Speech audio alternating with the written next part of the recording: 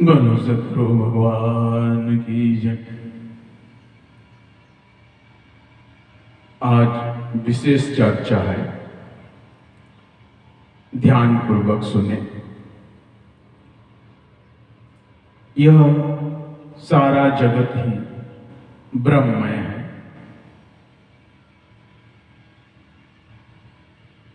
सर्वम खल्विदं ब्रह्म। ये जो विचित्रता आपको दिखाई दे रही है, ये विचित्रता प्रकृति का गुण है। सत रज तम।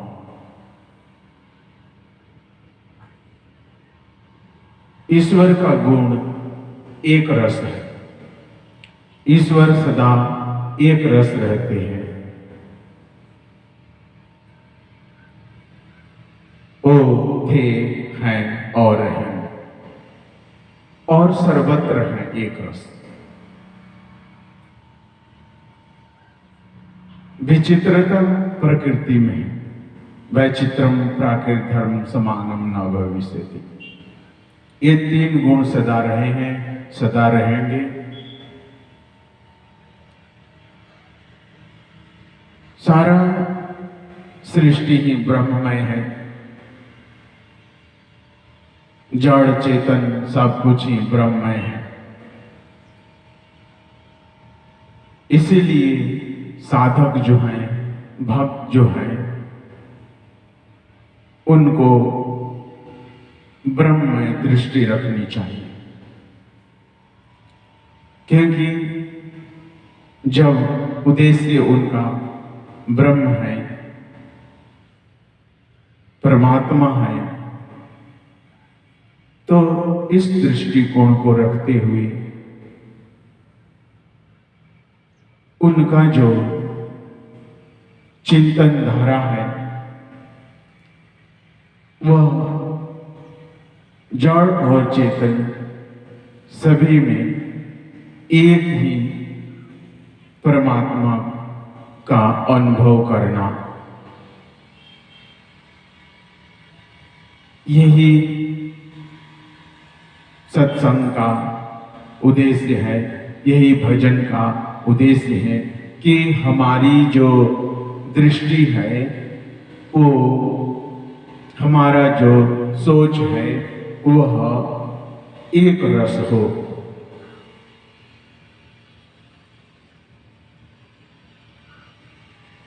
जड़ चेतन जग जीव जग सकल राममय जानी। अबंधों सबके पद कमल सदा जोड़ी जुग पाणी। सब में, सब जीवों में उसी ब्रह्म का दर्शन करना। लेकिन ये कब होगा? ये जब होगा जब अधिक से अधिक हम सुमिरन करेंगे, यानी कि अपने इष्ट का जाप करें। अधिक से अधिक इष्ट मंत्र का सुमिरन। और संसार में जो हमारा कर्म है, उस कर्म में मैं बार बार बोलता हूं, निष्ठा और ईमानदारी। संसार के कर्म हमारे पवित्र होंगे। संसार के कर्म जब हमारे आसक्ति युक्त नहीं होंगे, आसक्ति रहित होंगे, कर्म कर रहे हैं, किसके लिए कर रहे हैं? भगवान से प्रेम है इसलिए कर रहे हैं, और जो कर्म कर रहे हैं वो भगवान के लिए ही कर रहे हैं। यह भावना और भेद दृष्टि जो है, हमें भेद दृष्टि को खत्म करना पड़ेगा। और भेद दृष्टि भी सुमिरन से होगा। अधिक से अधिक इष्ट मंत्र का सुमिरन, सुमिरन से ही हमारी दृष्टि बनेगी। क्योंकि जहां भेद है वहां ईश्वर नहीं है, वहां भगवान नहीं है। कहते हैं ब्रह्मविद ब्रह्मेव भवति। इष्ट मंत्र का जो विज्ञान है वो विज्ञान है ब्रह्मविद ब्रह्मेव भवति, यानी कि ब्रह्म की बार बार भावना लेने से, परमात्मा का बार बार चिंतन करने से वह चिंतन चित्त में बैठ जाता है। और जब चित्त में चिंतन हमारा बैठ जाता है, ब्रह्म का स्वरूप बैठ जाता है चित्त में, तो हमारी दृष्टि में यह जो भेदात्मक जगत है, जो विभिन्न प्रकार का दिख रहा है, इसका भेद धीरे धीरे हमारे चित्त से खत्म हो जाता है। तो पहले भी ये आपको मानना पड़ेगा, अगर आप भगवत मार्ग का पथिक बनना चाहते हैं और आप भगवत मार्ग के पथिक हैं, तो सबसे पहले ये देखना पड़ेगा, आपको इस तरह का विचार रखना पड़ेगा, क्योंकि यह जो सृष्टि है, यह सृष्टि ब्रह्म की सृष्टि है। और जब ब्रह्म ने बनाई है तो ये सारी सृष्टि एक मिट्टी से बनी हुई है। जितने भी मनुष्य हैं, मनुष्य ने जितने भी प्राणी हैं इस जगत में, वो सब ईश्वर का ही अंश हैं। ईश्वर अंश जीव अविनाशी चेतन अमल सहज सुख राशि, सब ईश्वर का ही अंश है। इसलिए जीवों में भेद करना और भेद करके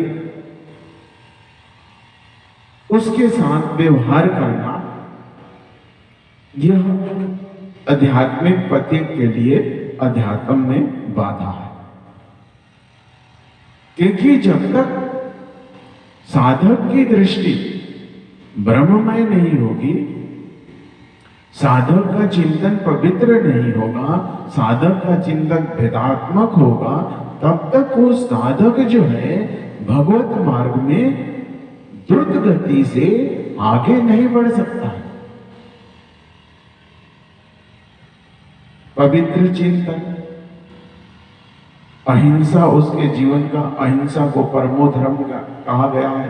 अहिंसा परम धर्म का अर्थ है कि भगवत पति को हिंसा से दूर रहना चाहिए, और भगवत पथिक हैं तो उनके जीवन में अहिंसा परमो धर्म होगा, तो वो बहुत सुगमता से भक्ति मार्ग में आगे बढ़ सकते हैं।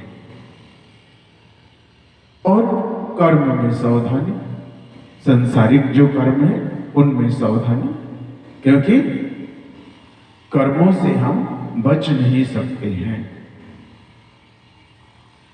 जैसा बीज हम बोवेंगे उसी तरह का फल हमें कल को प्राप्त होगा। इसीलिए कर्म करने में बहुत ही ज्यादा सावधान रहना चाहिए। वो भूल से हो, चूक से हो, कर्म का फल हमें ना भुक्तम चेते कर्म कल्प कोटि सदैरपि अवश्य मेव भुक्तव्यम कृत कर्म शुभाशुभम। सारे कर्मों का, वह शुभ हो चाहे अशुभ हो, जीव को भोगना ही पड़ता है। एक बहुत ही सुंदर दृष्टांत है कि जब श्रवण जी अपने माता पिता को लेकर के तीर्थ यात्रा पर निकल गए थे, तो रास्ते में चलते चलते चलते चलते गंगा का तट आ रहा है, और वहां वह पानी पीने के लिए रुक जाते हैं। और उसी समय राजा दशरथ जो हैं शिकार पर निकले हुए होते हैं, और घड़े में जब श्रवण पानी भर रहे होते हैं तो गड़गड़ की आवाज आती है, और उस आवाज को सुन करके राजा दशरथ सोचते हैं कि कोई जानवर जो है यहाँ पानी पी रहा है, और उस आवाज को सुन करके वो तीर चला देते हैं, और वो तीर जो होता है वो श्रवण को लग जाता है और श्रवण की मृत्यु हो जाती है। फिर जब राजा दशरथ वहां पहुंचते हैं देखने के लिए कि कौन सा जानवर है, तो आहट पा करके श्रवण के माता पिता अपने बेटे की पग ध्वनि को तो पहचानते थे, लेकिन राजा दशरथ जब पहुंचे तो उनकी पग ध्वनि अलग सी थी और पूछे तुम कौन हो? तो उन्होंने कहा कि मैं राजा दशरथ हूं और भूल चूक से आपके बेटे को तीर लग गई है। तो उन्होंने श्राप दे दिया था कि जिस तरह से हम अपने बेटे की चाह में तड़प करके प्राण त्याग रहे हैं, उसी तरह से तुम भी एक दिन अपने पुत्र के वियोग में प्राण त्यागोगे। और कहते हैं कथा के अनुसार कि राजा दशरथ के घर राम का जन्म होता है और एक दिन राम का जब राज्याभिषेक होना होता है, उसी दिन कैकेयी के द्वारा 2 वर मांगे गए वो पूरा करना होता है और राम को 14 वर्ष का वनवास मिलता है। और उसमें राजा दशरथ जो है वह अपने पुत्र के वियोग में, क्योंकि राम उनके लिए सबसे ज्यादा प्रिय थे, उस वियोग में अपने पुत्र के वियोग में प्राण त्याग देते हैं।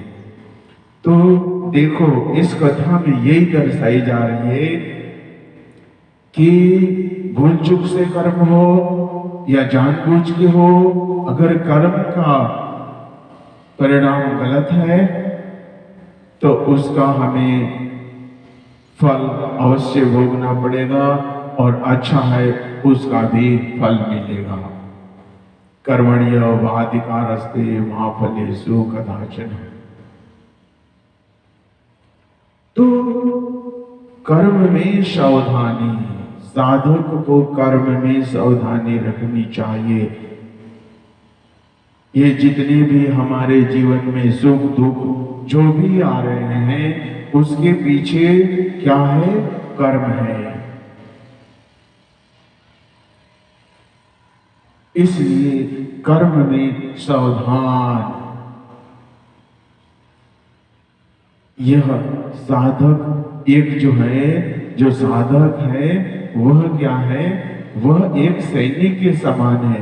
इसलिए इसमें जो है सैनिक की तरह उसका जीवन होना चाहिए। सजग प्रहरी जिसको बोलते हैं ना, सजग प्रहरी, तो सजग प्रहरी की तरह उसका जीवन एक होना चाहिए।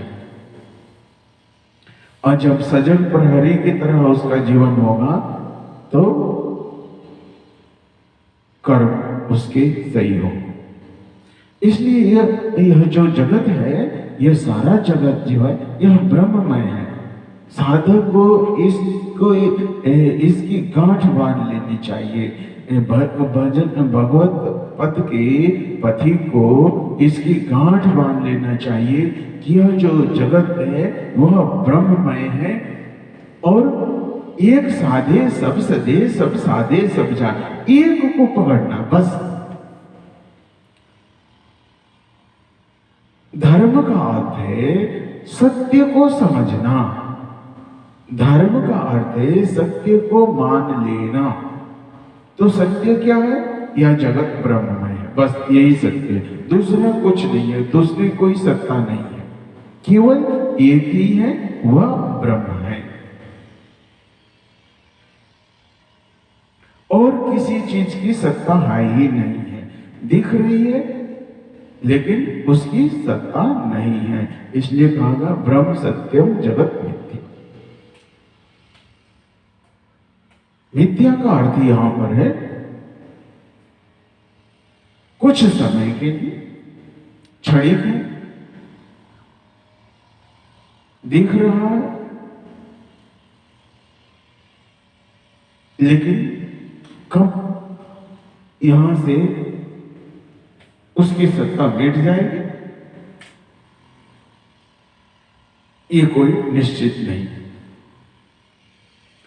इसलिए साधक का जो भाव है वो ब्रह्ममय होना चाहिए।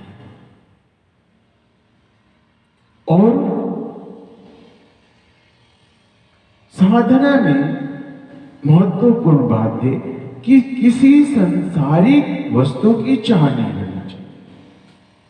अगर चाह आ भी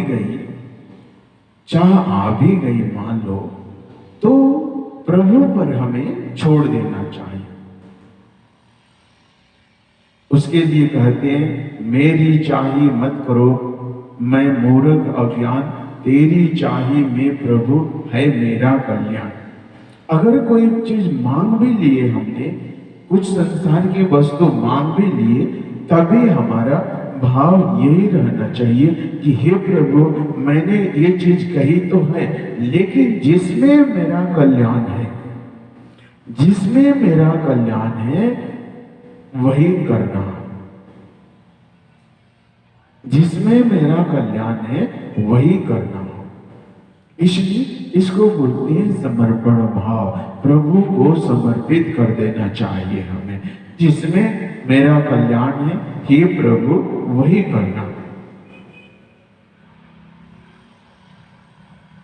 क्योंकि देखो, ये जो मनुष्य की जो बुद्धि है ना,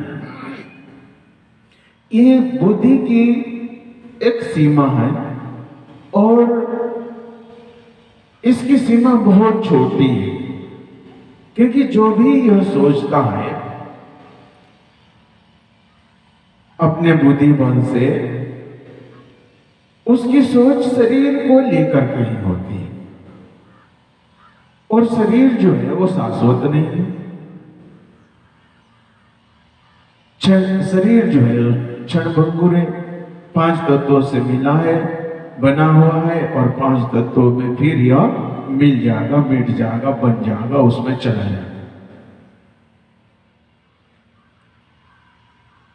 इसलिए इसको प्रभु पर छोड़ देना चाहिए। एक बहुत ही सुंदर दृष्टांत, एक होता है बिल्ली का बच्चा और एक होता है बंदर का बच्चा। बंदर के बच्चे को देखोगे आप कि बंदर का बच्चा जो है अपने बुद्धि बल पर विश्वास करता। बंदर का बच्चा जो है अपनी शक्ति पर विश्वास करता है।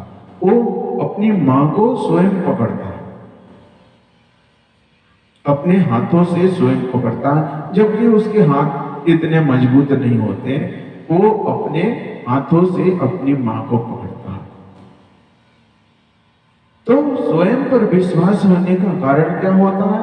जब माँ उसकी बंदरनी जब छलांग कहीं लगाती है, तो कभी कभी ऐसा होता है कि बच्चे का हाथ छूट जाता है और बच्चा जो है गिर जाता है और उसकी मृत्यु हो जाती है। ये है बंदर का बच्चा, जिसमें चंचलता।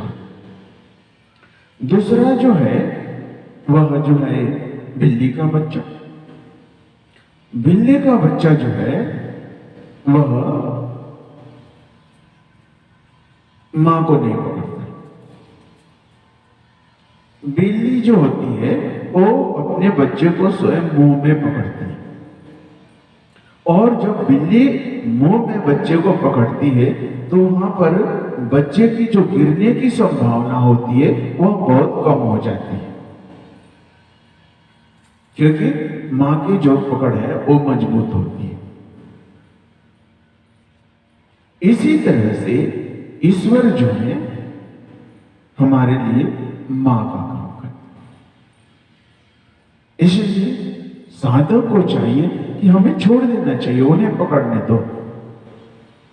स्वयं परमात्मा हमें पकड़े। ये समर्पण भाव इसको हमने छोड़ दिया, बस उनके भरोसे। जब उनकी पकड़ मजबूत होगी तो हमें गिरने का भय नहीं रहेगा, क्योंकि वो सब कुछ है। तमेव माता च पिता तमेव बंधु च सखा तमेव विद्या द्रव्यम तमेव सर्वम देव देव।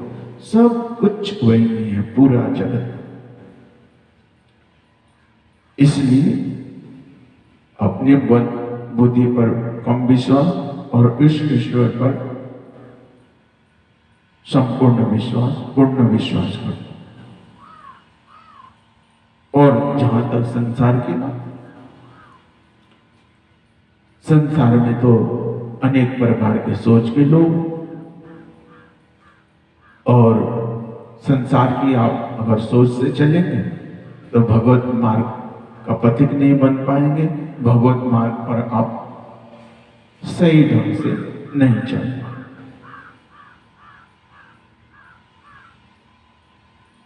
क्योंकि अनेक प्रकार के मनुष्य और अनेक प्रकार के विचार, इसलिए आपको एक दृढ़ निश्चय करना पड़े, अटल विश्वास जो टले नहीं, विश्वास और श्रद्धा, विश्वासम सिद्ध प्रथम लक्षण।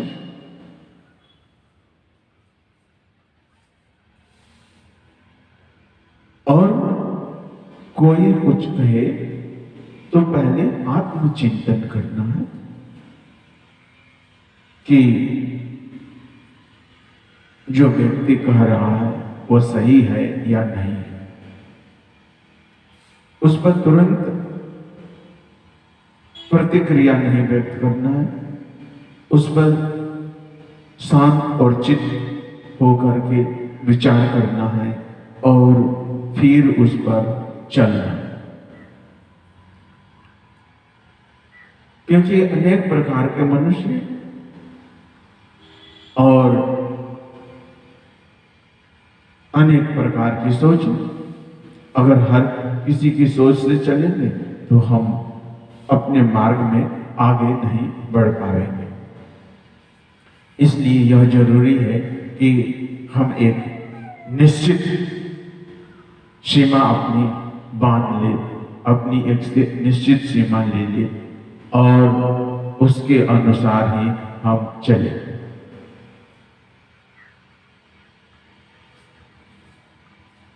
एक और सुंदर बड़ा दृष्टांत है समाज को लेकर के, समाज में किस तरह के लोग होते हैं, किस तरह के चिंतन के लोग होते हैं। तो कहते हैं कि एक बार एक पिता और पुत्र एक यात्रा पर निकले और उस यात्रा में अपने साथ एक घोड़े को भी लेके निकले।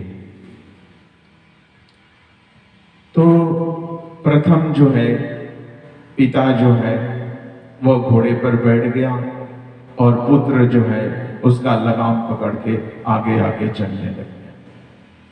जब आगे आगे चल रहा था, कुछ दूर जाने के बाद कुछ लोग मिले और उन्होंने ठाके लगा करके कहा, देखो देखो यह कैसा है, पिता तो घोड़े के ऊपर बैठा है और छोटे बच्चे को लगाम पकड़ा रखा है। हाँ, क्या समय आ गया। तो पिता उतर गया, पुत्र को घोड़े पर बैठा दिया।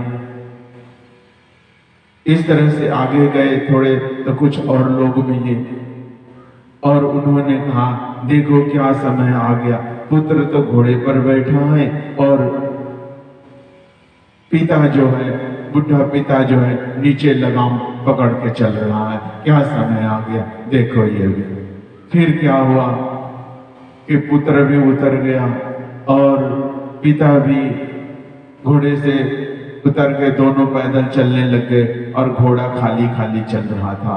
कुछ दूर जाने के बाद और भी कुछ लोग मिले और कहने लगे, देखो देखो कैसे मूर्ख हैं, घोड़ा लिए हुए हैं और नीचे पैदल चल रहे हैं। बड़े मूर्ख टाइप के लोग हैं, घोड़ा तो लिए हुए हैं और पैदल पैदल चल रहे हैं। तो ये बताओ, संसार में इस तरह के मनुष्य होते हैं जो आपको हर निर्णय पर गलत साबित करने की कोशिश करेंगे। अच्छा करो तभी कुछ लोग आपकी निंदा करेंगे, बुरा करो तब तो करेंगे ही। तो आपको ये निर्णय करना है कि जो आप काम कर रहे हो उस पर चिंतन करना है कि क्या लोग बोल रहे हैं वो सही बोल रहे हैं या गलत बोल रहे हैं। उसका चिंतन सही है या गलत है, इस तरह के भाव रखने हैं। उनके चिंतन सही है या गलत है, उस पर विचार करने हैं, अपने कर्म पर विचार करने हैं। और गलत है तो बदल देना है, और गलत नहीं है तो उसको कंटिन्यू रखना है।